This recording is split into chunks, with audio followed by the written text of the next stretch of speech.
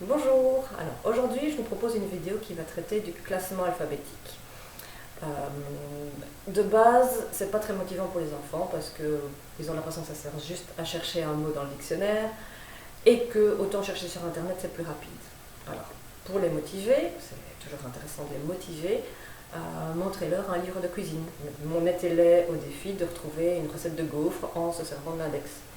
L'ordre alphabétique sert comme ça dans énormément de livres, des livres sur les animaux, des atlas.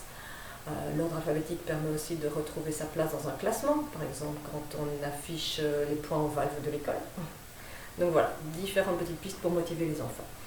Le classement alphabétique, c'est accessible, on commence à travailler ça à partir de la 3e primaire à peu près.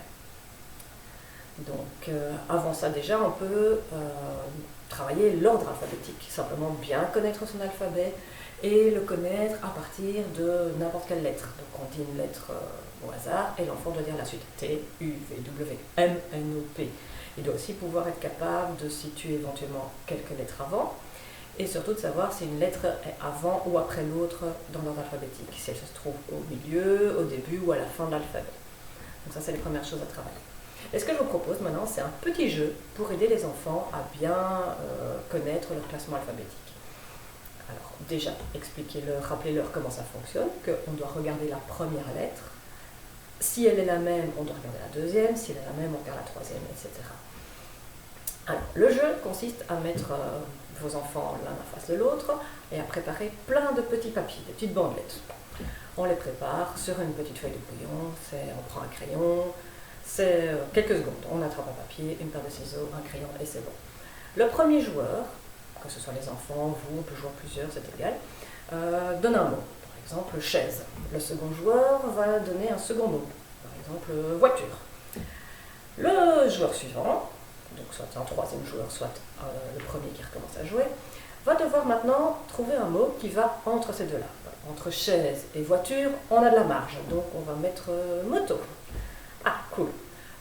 Maintenant, le joueur suivant va devoir trouver un mot qui s'insère soit entre chaise et moto, soit entre moto et voiture.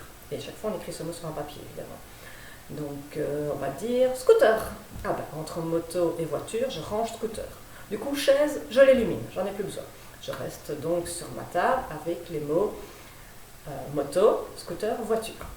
Et le joueur suivant va devoir encore trouver un mot qui va s'insérer entre ceux-là. Donc, qu'est-ce qu'on va dire tente.